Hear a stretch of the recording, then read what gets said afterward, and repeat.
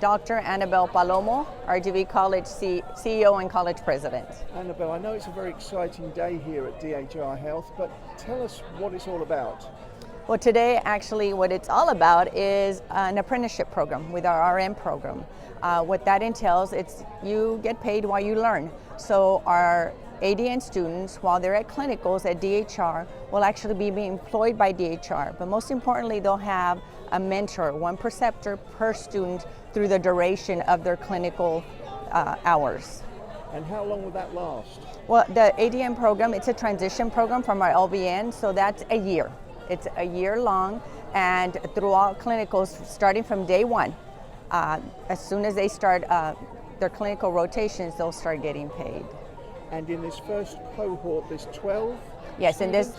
in this first cohort, there is 12. I know somebody mentioned we are the second in the state, second nationwide.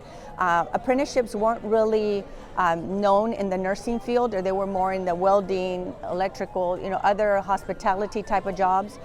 This is an initiative that is new in the nursing field, so hopefully that we can prove that it can be successful in the nursing field. Is there anyone you want to give credit to for helping you formulate this plan? Oh, I think initially, I know when Mr. Julian Alvarez was a commissioner, it was his initiative along with Daniel King from Region 1. Then we have collaboration. We have staff members from both entities. It's not an easy task. You have to go before the board.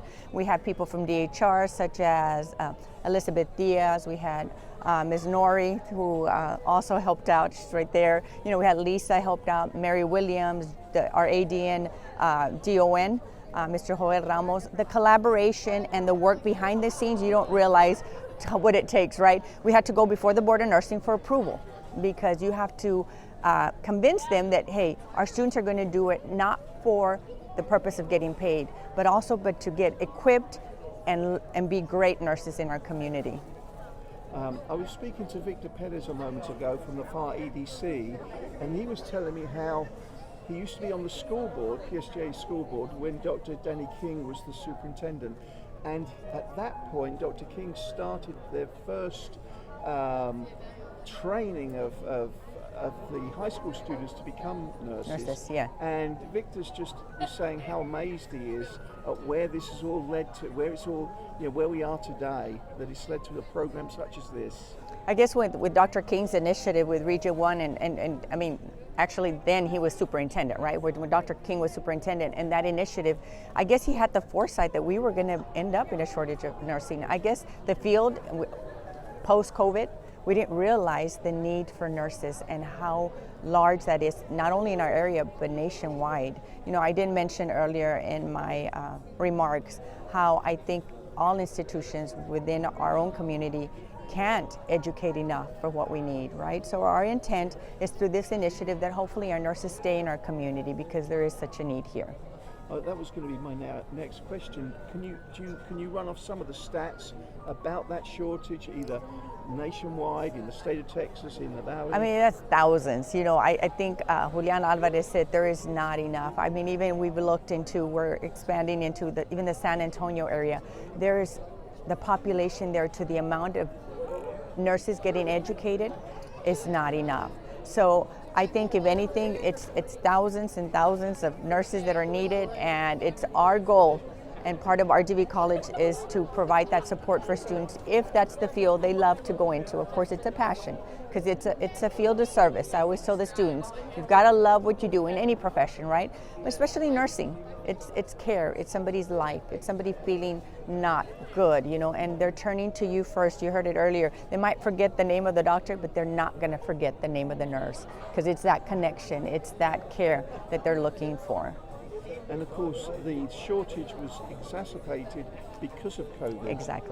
Exactly. And due to COVID, of course, and we're still, in the midst of COVID outbreaks, right? Of course, it's more under control now, and not as, I guess, critical, but still, it did, and it opened up the avenues to, hey, what else can we do to make sure we recruit the students? And this apprenticeship is just right in line with that.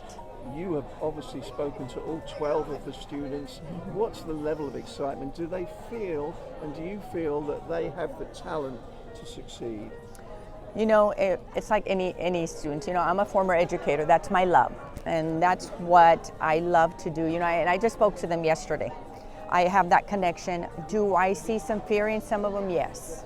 Like anything. It's like when I was getting educated, you know, can I finish my comps? Will I pass my exam? Will the state, you know, in any profession, I do see excitement.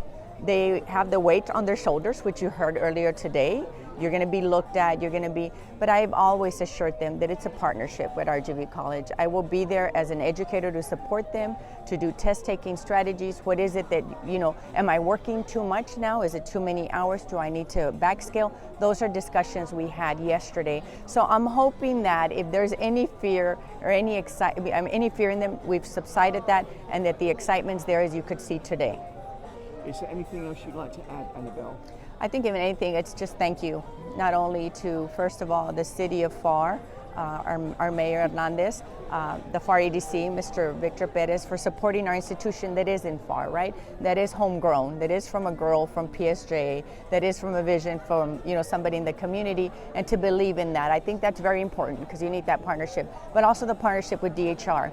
When I first started, it was very unheard of for the vocational nurses to be in the hospitals. They opened that door for me and allowed them to go in there. We continue to be exceptional with all our accreditors. We have 0 deficiencies, but it's all due to partnerships and community support.